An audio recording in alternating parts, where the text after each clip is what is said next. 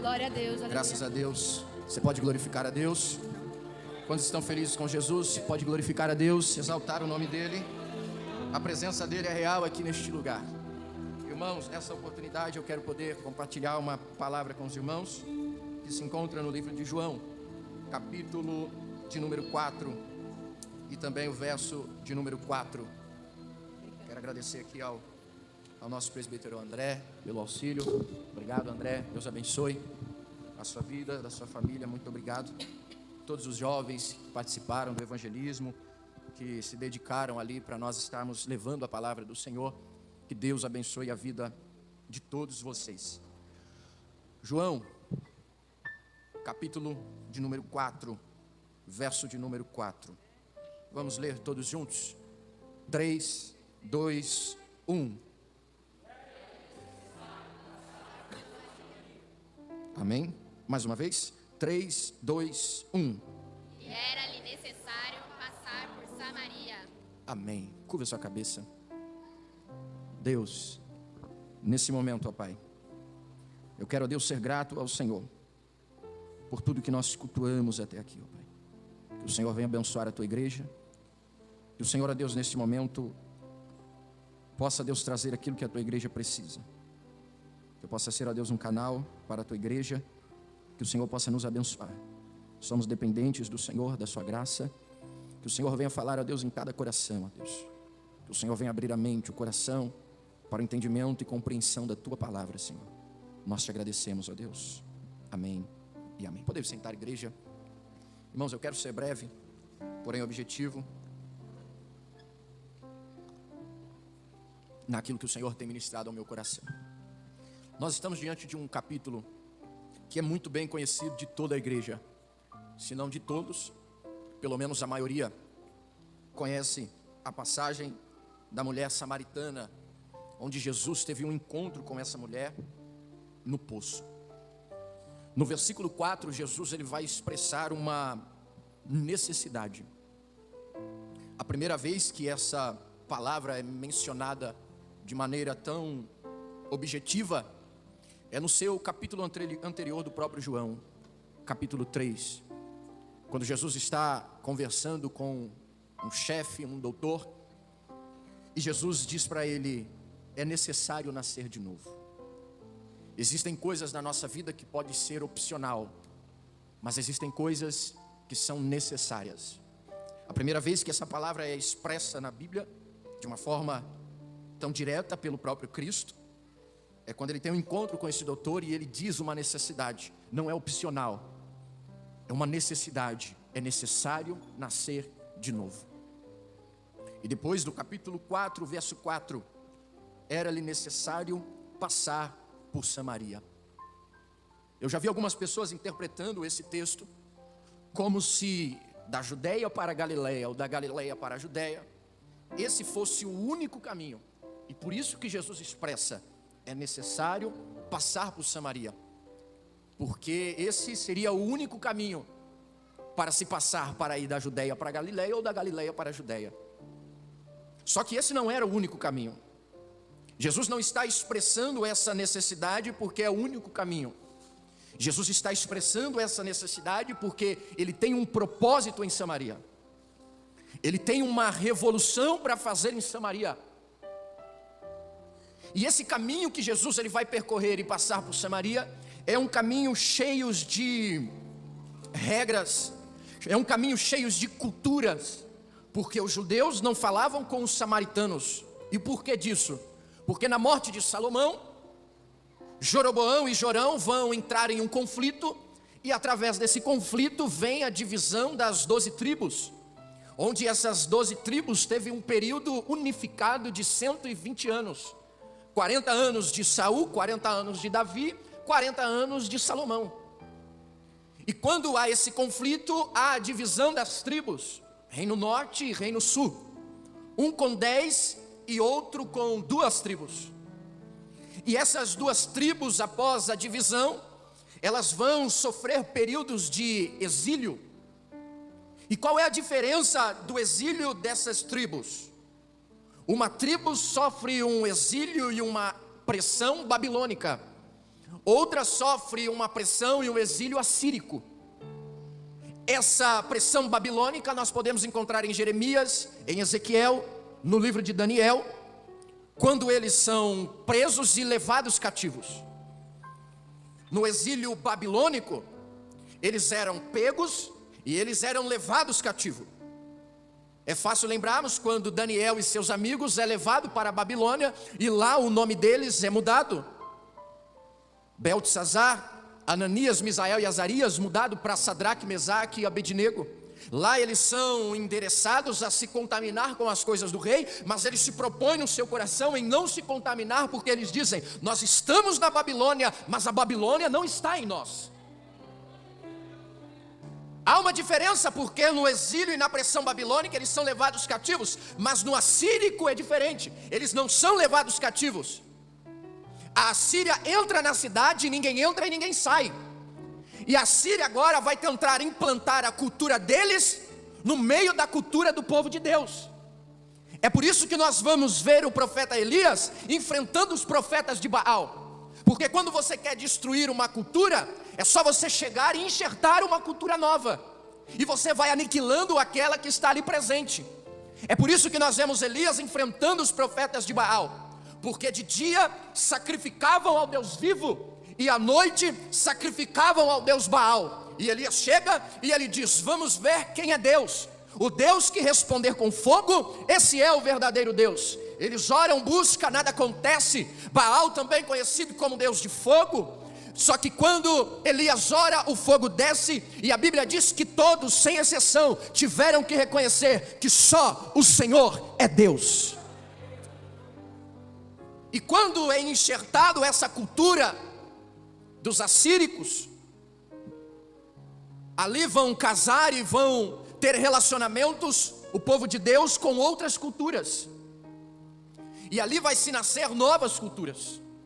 E nós sabemos que a questão da cultura é algo muito difícil. Por exemplo, dentro de um casamento, o primeiro ano é um dos anos mais difíceis, porque são duas culturas diferentes. É o homem que cresceu com a mãe fazendo tudo, e quando ele casa, ele quer que a mulher faça igual a mãe. Mas se fosse para fazer igual a mãe, não casava, continuava com a mãe. Ninguém fala nada. A menina, acostumada com o pai, quer que o marido seja igual ao pai, mas se fosse para ser igual ao pai, não casava, ficava com o pai. São culturas diferentes que vão ter que se adaptar e criar uma nova cultura. Mas os da Babilônica, quando eles voltam e vê que os que foram mudados pela cultura dos assíricos, eles começam a ter uma nova visão sobre esse povo. E eles falam: esse povo é diferente de nós, porque agora esse é um povo misturado. E nós não queremos mais ter convivência com esse povo que é misturado, com esse povo que tem uma nova cultura, com esse povo que é diferente de nós. Um dos maiores xingamentos que tinha na época, sabe qual era? Samaritano. Abra aí, João capítulo 8, versículo 48. João capítulo 8, versículo de número 48. Responderam, pois, os judeus e disseram-lhe: não dizemos nós bem que és samaritano e que tens demônio? Os samaritanos eram vistos como pessoas que tinham demônios, e aqui eles estão falando isso para Jesus. Eles estão chamando Jesus de samaritano e dizendo que ele tem demônio. Então vai aqui uma lição aqui. Quando você quiser chamar alguém de atribulado, você não chama mais ele de atribulado, chama ele de samaritano. Se ele for cristão, ele vai entender. Se ele não for, ele vai entender nada. Se ele perguntar o que é isso, você fala: vai na igreja para você descobrir. Já é uma forma de evangelizar ele já. Então, um dos maiores xingamentos que tinha é chamar uma pessoa de samaritano. E eles não tinham mais essa convivência. E Jesus agora está dizendo: é necessário passar por Samaria. Só que o versículo 4 do capítulo 4 é um paradoxo, quando vem da parte de Jesus. Por que é um paradoxo? Abre sua Bíblia, Mateus capítulo 10, versículo de número 5. Isso aqui é o início do ministério de Jesus. Jesus chama a comissão e vai dar uma ordem para os 12. Olha a ordem de Jesus. Jesus enviou esses 12 e lhes ordenou dizendo: não ireis pelo caminho dos gentios, nem entrareis em cidade de samaritanos. É um paradoxo. No começo do ministério de Jesus, Jesus está dizendo: vão, mas não entrem na cidade dos samaritanos. Agora no capítulo 4, versículo 4, Jesus está dizendo: é necessário passar por Samaria. E eu disse: Deus, isso aqui é um paradoxo. E Deus me respondeu, e Deus disse: o que tem para fazer em Samaria, Pedro não pode fazer, João não pode fazer, Tiago não pode fazer, discípulo não pode fazer, mas aquilo que o homem não pode, eu vou entrar em Samaria, eu vou operar em Samaria. Aquilo que o homem não pode fazer, eu faço. Aquilo que você não pode fazer, aquilo que o governo não pode fazer por você, aquilo que os seus pais não podem fazer por você, aquilo que os seus amigos não podem fazer para você, Jesus está dizendo: eu vou entrar em Samaria, e aquilo que ninguém pode fazer, eu vou fazer. Quem recebe essa palavra? Aquilo que o homem não pode fazer, Deus faz. Aquilo que o homem não pode fazer, Deus realiza. Só que esse caminho era um caminho de dificuldade, porque judeu não falava com samaritano, a cultura falava mais alto. Só que mesmo assim Jesus decide enfrentar toda essa cultura para ele fazer o que tem que fazer em Samaria. Sabe o que acontece aqui? Jesus não está olhando para o caminho de dificuldade, ele está olhando para o propósito. Jesus não está olhando para o caminho de dificuldade que é percorrer e passar por Samaria. Ele está olhando para o propósito. E aí eu lembro de uma reunião no céu entre a Trindade e alguém dizendo: alguém precisa descer, alguém precisa trazer a salvação ao povo. E o filho dizendo: eu vou, pai, eu faço, pai, mas é um caminho difícil, é um caminho que tem coroa, é um caminho que tem coroa de espinho, é um caminho de dificuldade, é um caminho de rejeição. Mas eu vejo Jesus dizendo: eu não estou olhando o caminho, eu estou olhando o propósito. Aleluia, levante sua mão, bate na mão de alguém e diz: fique tranquilo, porque você é um propósito de Deus. Jesus não olhou o caminho de dificuldade, ele olhou o propósito. Sabe quem é o propósito? Olha para o seu lado, fala para ele: paz do Senhor, propósito. Nós somos o propósito de Deus. Ele não olhou o que ele ia sofrer, ele não se importou com o sangue que ia jorrar, ele só olhou para o propósito. E tem gente dizendo: ninguém me ama, ninguém me quer, ninguém me deseja, ninguém pensa em mim. E Jesus dizendo: você é meu propósito. Você é o meu propósito. Aleluia. Aleluia. Tem pessoas entristecidas porque não conseguem o amor do homem, não conseguem o amor de terceiros, não conseguem até o amor da sua própria família. Mas Deus te trouxe aqui para dizer: para mim você é um propósito. Pouco me importa o caminho, mas eu desci a terra, verti meu sangue na cruz. Não foi por qualquer um, foi por você. Foi por você. Você é o propósito de Deus. E por que Jesus não permitiu que os discípulos descessem e fossem para Samaria? Porque eles não entenderam o propósito. Abre sua Bíblia, Lucas 9.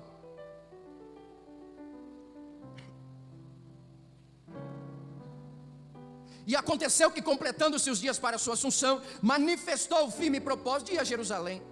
E mandou mensageiros adiante de si. Indo eles, entraram numa aldeia de samaritanos para lhe prepararem pousada. Mas não o receberam, porque o seu aspecto era como de quem ia a Jerusalém.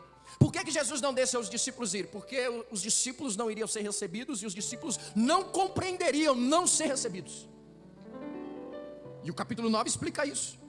E quando os discípulos veem o versículo 54, quando Tiago e João vê que eles não foram aceitos, e os discípulos Tiago e João vendo isso disseram: Senhor, queres que digamos que desça fogo do céu e os consuma como Elias também fez? Eles estão dizendo assim: Senhor, já que eles não aceitaram, já que eles não falam a mesma língua que nós, já que eles não têm a mesma cultura que nós, vamos queimar todo mundo. Vamos passar fogo em todo mundo e problema resolvido. E Jesus vai repreender Tiago e João. E ele vai dizer: não sabeis de que espírito sois? O Filho do Homem não veio para condenar ninguém, mas o Filho do Homem veio para salvar. Senhor, mas são samaritanos. Eu vim salvar. Senhor, está no pecado. Eu vim salvar. Senhor, não se veste como nós, eu vim salvar. Senhor, não participa do ciclo de oração, eu vim salvar. Senhor, ainda não está nos jovens, eu vim salvar. Senhor, não veste terno e gravata, eu vim trazer salvação a todos. Tem alguns crentes por aí que eles se acham o tal, porque tem um cargo, porque ele é líder de jovens, João Duval, porque ele prega num culto de domingo, porque ele organiza um retiro. Ele acha que ele é o top, ele acha que ele é o tal, e ele acha que ele pode decidir quem vai para o céu e quem não vai para o céu. Esse se veste como eu, esse vai, esse não vai. Mas Jesus está dizendo: quem morreu foi eu, quem deu sangue foi eu, quem decide quem salva ou não sou eu. A salvação não vem de homem, a salvação vem de mim. Tem gente querendo fazer acepção de quem vai estar e de quem não vai estar. Jesus está dizendo: pode ser samaritano, mas eu vou causar aqui uma revolução. Eu vou mudar essa cultura e eles vão querer o céu. Tem gente às vezes mais agindo como Tiago e João do que como Jesus, querendo ser juízes de quem vai, de quem não vai, quem pode e quem não pode. Jesus está dizendo: eu vim para todos. Mas não se veste igual eu, não fala igual eu, o problema é teu. A salvação vem dele, tudo vem dele. Vamos descer fogo? Não, eu vim para salvar a alma dos homens. E Jesus, ele dentro dessa cultura, e sabe por que às vezes nós não aceitamos Jesus na nossa vida? Porque nós temos medo da cultura de Jesus mudar a nossa cultura. Eu ouvi até um aqui agora. Às vezes nós não aceitamos Jesus porque temos medo da cultura de Jesus mudar a nossa cultura. Porque quando nós aceitamos Jesus, a cultura é totalmente mudada. Aquele que mente não mente mais, aquele que rouba não rouba mais, aquele que profana não profana mais, aquele que não adorava agora adora, aquele que não tinha sinceridade agora tem, aquele que falava mal agora ora por aquele. A cultura de Jesus muda a nossa cultura. E é por isso que tem gente que não aceita Jesus, porque ele tem medo da cultura de Jesus mudar a cultura dele. Então se eu venho para Jesus, mas a minha cultura permanece as práticas de antigamente, é porque eu ainda não aceitei a Cristo. Porque quando eu aceito a Cristo, a cultura dele muda a minha cultura. Jesus, ele vai dizer: eu vou causar uma revolução em Samaria. E sabe o que eu acho lindo? Nesse dia não era dia de festa, nesse dia não era uma data comemorativa, nesse dia não era uma data especial, esse dia não tinha uma programação especial. Jesus simplesmente decidiu: eu vou. Tem gente que deixa para buscar o batismo com o Espírito Santo só no dia da festa. Tem gente que deixa para intensificar a oração só quando está chegando perto do congresso, para ver se Deus usa o pregador para falar. Mas Deus está dizendo: o que eu vou fazer em Samaria não precisa de dia de congresso, não precisa de data especial. Eu estou decidindo, eu vou em Samaria. Não é data especial, não é data comemorativa, é um dia comum. Mas em dia comum, Deus faz coisas também sobrenaturais. Tem gente vivendo dias comuns aqui, mas Deus está falando: nesse dia comum eu vou causar uma revolução. Tem gente vivendo um dia natural, mas Deus está dizendo: nesse dia natural eu vou causar algo sobrenatural. Tem gente vivendo dias como também os outros dias, mas Deus está dizendo: eu não preciso de data comemorativa, eu não preciso de data especial, mas eu decidi que hoje eu vou em Samaria e eu vou causar uma revolução. Ei, talvez esse dia é o dia de hoje. Não é data comemorativa, não é data especial, mas Deus está decidindo ir na sua Samaria e causar uma revolução. Jesus encontra com a mulher, capítulo 4. Ó a cultura de Jesus mudando a cultura dela. Jesus chega para a mulher, ele para no poço. Jesus chega com os discípulos. Quando Jesus chega com os discípulos, Jesus olha para os discípulos e fala: vão para a cidade e vão comprar comida. Enquanto os discípulos vão, a mulher samaritana vem. Jesus está preparando o ambiente para ficar só ele e ela. Ele está com os discípulos e ele fala: vai para a cidade, porque o que eu vou fazer aqui vocês não vão entender. Enquanto os discípulos vão, a mulher samaritana vem. Eu sei que tem momentos que parece que você está sozinho. Eu sei que tem momentos que você se sente sozinho em meio à multidão. Mas não é que você está sozinho, é que Jesus mandou as pessoas ir na cidade comprar pão, porque Ele queria ter um momento só com você. Não é que você está sozinho, não é que você está desamparado, é que Jesus preparou um ambiente para estar só você e Ele, porque Jesus está dizendo: eu preciso de um tempo de intimidade. Eu preciso de um tempo só eu e Ele. Por isso que algumas pessoas não entendem. Parece que eu estou sozinho, parece que ninguém me entende, mas não é. É que Deus mandou ele ir para a cidade. E Jesus está dizendo: aproveita esse tempo sozinho com Ele. Aproveita esse tempo de intimidade com Ele. Porque é um tempo de mudança, é um tempo de crescimento, é um tempo de avivamento, é um tempo que nós vamos aprender com Ele. É uma aula particular com Ele. Ele está preparando o ambiente para ter um momento particular, só Ele e ela. Diga para o seu irmão: não é que você está sozinho, é um momento de intimidade. Aproveita esse momento. Quando a mulher chega, Jesus pede água para ela. Ele fala: mulher, me dá água. Ela chega com o seu cântaro e ela pede água. Quando ela pede água, ela já usa a cultura. E ela fala: como pode tu, sendo judeu, me pede água? Entre parênteses, porque judeus não falavam com samaritanos. Jesus olha para ela e fala: mulher, se tu conhecesses o dom de Deus e aquele que te pede, eu nem ia precisar te oferecer. É você que ia pedir. Porque quando eu conheço Cristo, ninguém precisa me chamar, eu vou. Porque tem algo em mim que é compatível com aquilo que está nele, e os dois se chocam. E ele está dizendo: se você me conhecer, ninguém vai precisar te oferecer, é você que vai pedir. Porque a água que eu lhe der se fará uma fonte e vai jorrar para a vida eterna. Só que ele está dizendo: só que essa água que eu tenho para dar, não é obrigado a tomar. Mas se tomar, se prepara para sair de um estado de morte e ir para um estado de vida. Porque a água que eu lhe der vai jorrar para a vida eterna. Essa água vai te tirar do estado de morte e vai te jorrar para a vida eterna. A água que eu lhe der vai te tirar do conforto, vai te tirar do estado de morte. E não é você que vai, mas é a água que vai te jorrar para a vida eterna. Porque a salvação não vem de obras, não vem de homens, para que ninguém se glorie, mas é dom gratuito de Deus. É por isso que não é eu que vou, é a água que está jorrando. É a água que está jorrando para a vida eterna. Só que no versículo 15, põe aí capítulo 4, versículo 15. Jesus fala dessa água, mas ele não oferece água para ela. Quando ela ouve falar que é possível uma água que me tira do estado de morte e me joga para o estado de vida, imediatamente ela fala: Senhor, dai-me dessa água. Só que ela vai dizer: não me dá devagar não, me dá depressa essa água. No versículo 13, olha a expressão dela: como tu, sendo judeu.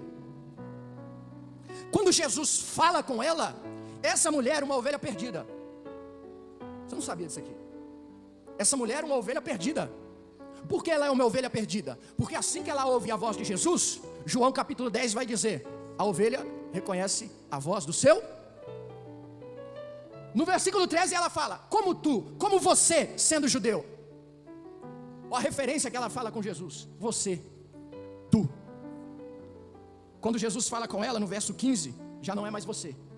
Disse-lhe a mulher: Senhor. A mulher está dizendo: eu reconheço essa voz. Tem algo dentro de mim que é compatível com aquilo que está nele, está fazendo eu reconhecer essa voz. Ele é Senhor. A mulher está dizendo: eu não sou mais de mim mesmo, eu sou dele. Imediatamente ela muda: Senhor, dai-me dessa água, para que eu não tenha mais sede e não venha mais aqui tirar. Lembra da cultura mudando a cultura de Jesus mudando a nossa cultura? Versículo 16. Disse-lhe Jesus: vai e chama o teu marido e vem cá. No verso 17, a mulher respondeu e disse: não tenho marido. A pergunta que fica é: Jesus pediu para ela falar a verdade? Não pediu. Só que como ela reconheceu Cristo, é a cultura de Cristo já mudando a cultura dela.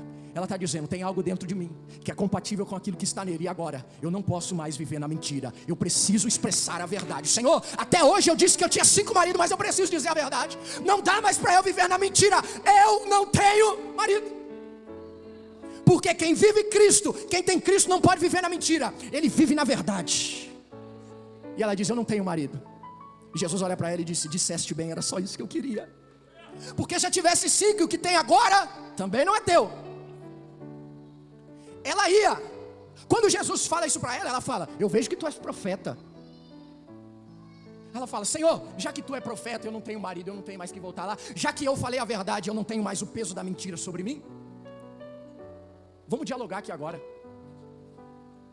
No versículo de número 20, quando Jesus diz isso para ela, ela muda o assunto. Ela fala: Senhor, os nossos pais adoravam neste monte, e vós dizeis que tem que adorar em Jerusalém. Afinal, onde é que tem que adorar?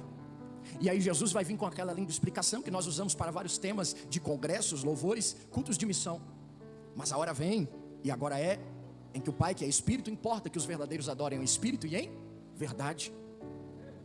E nós sempre focamos no verso 23 e no verso 24, que são as lindas palavras de Jesus, e são mesmo.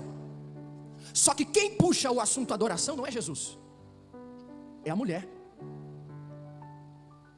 Porque quando a mulher tem um encontro que é necessário com Jesus, é a cultura de Jesus agora mudando a cultura dela. E Jesus não precisa falar de adoração, Jesus não precisa chamar ela para adoração, porque quem recebe esse Cristo, quem tem esse Cristo, ninguém precisa pedir para ele adorar, ele adora. Ninguém precisa pedir para ele glorificar, ele glorifica. Ninguém precisa pedir para ele levantar a mão, ele levanta. Ninguém precisa pedir para ele adorar, ele adora. Ele diz: Senhor, eu não sei porquê, mas tem algo dentro de mim me impulsionando a saber como é a verdadeira adoração.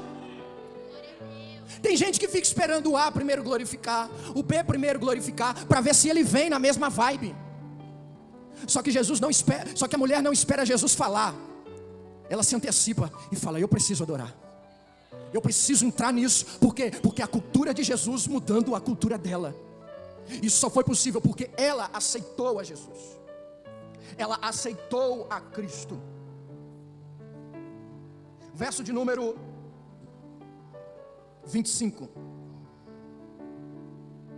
A mulher vai dizer: eu sei que o Messias, que é chamado Cristo, vem. Quando ele vier, nos anunciará tudo.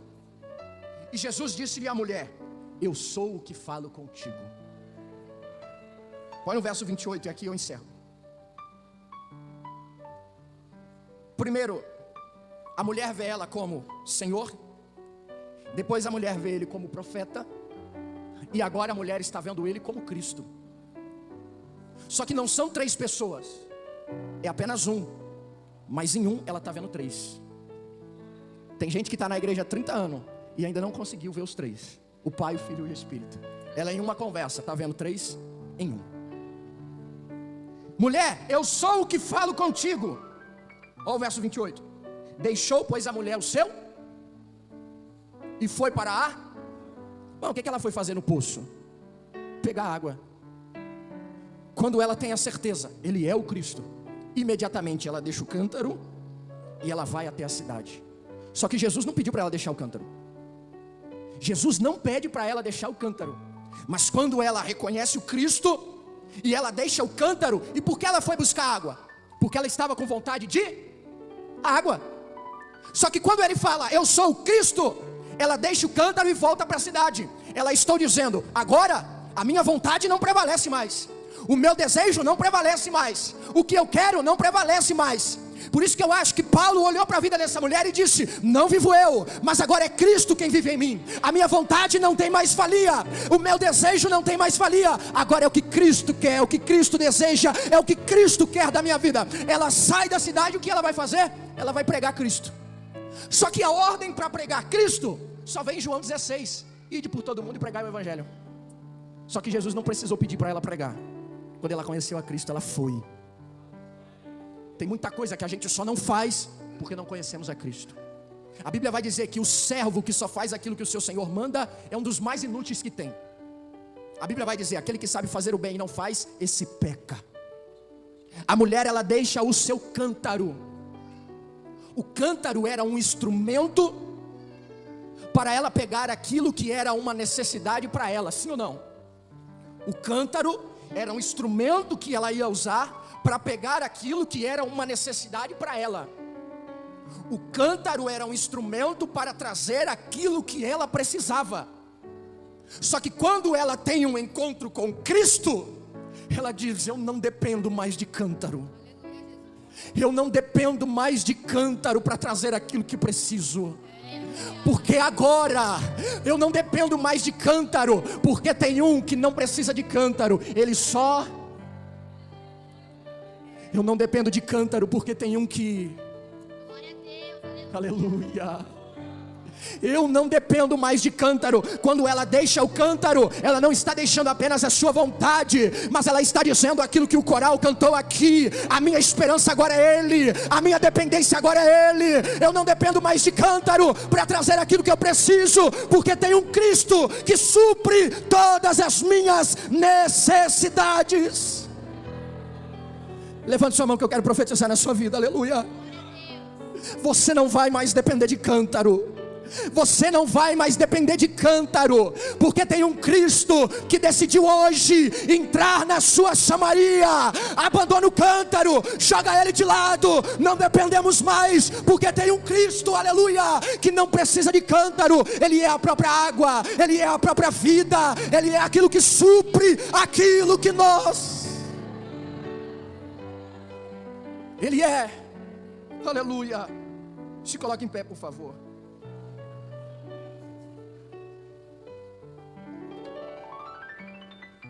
Ela deixa o cântaro e ela vai pregar. E quando ela chega diante dos homens. E aquela mulher não tinha credibilidade nenhuma, principalmente diante dos homens daquela época.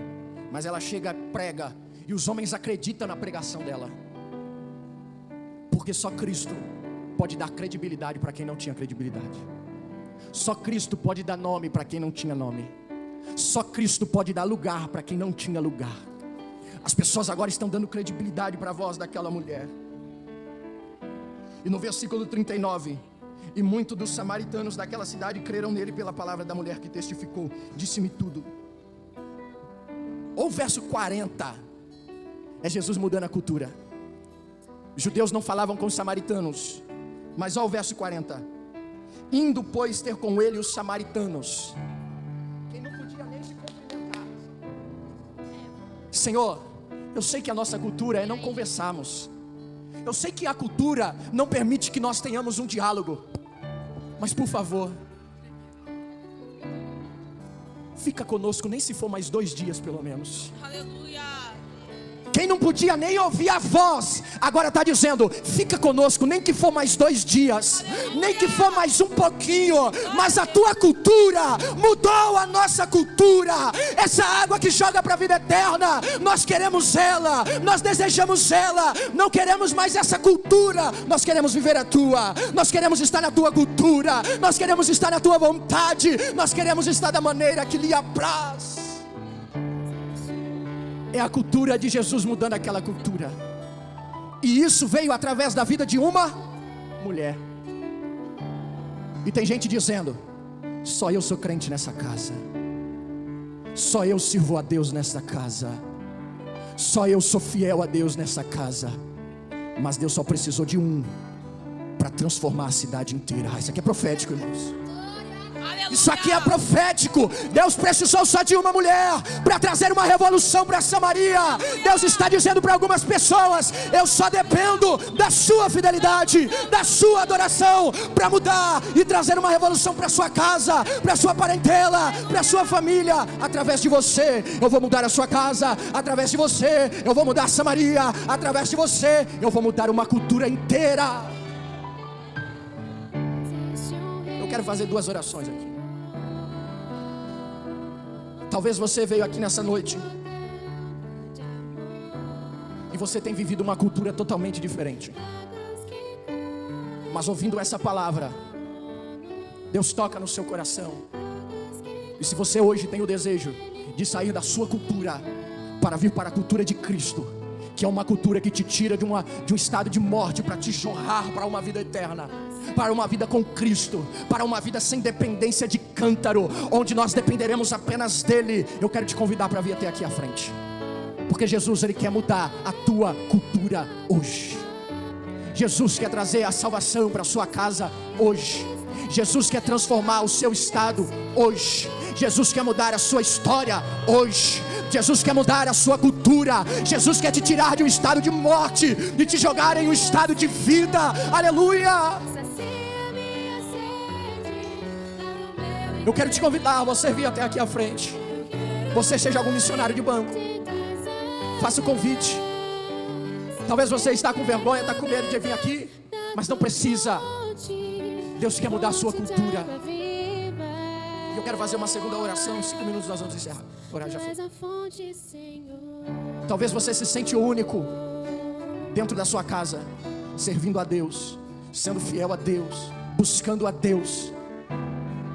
Você às vezes se sente enfraquecido porque parece que é só você. Mas eu quero te convidar a vir aqui à frente hoje, porque hoje Deus vai te dar força para você continuar caminhando, e através de você Ele fazer uma revolução na sua Samaria, Ele trazer a salvação na tua casa, Ele trazer a salvação na sua vida. Talvez você se sente sozinho lá, mas Deus está dizendo: eu vou usar só a sua vida, eu vou usar a sua história, eu vou usar você para mudar a vida deles, para transformar a vida deles, para transformar a história deles. Nós vamos orar. Jesus vai mudar algumas culturas aqui nessa noite. O convite ainda está aberto. Você quer aceitar Jesus como seu único e suficiente Salvador? Hoje é a noite. Hoje é a noite de mudança. Hoje é a noite de transformação. Hoje é a noite de libertação. Hoje é o dia que você não depende mais de cântaro, porque você tem um Cristo que fará tudo por você. Nós temos algumas vidas aqui.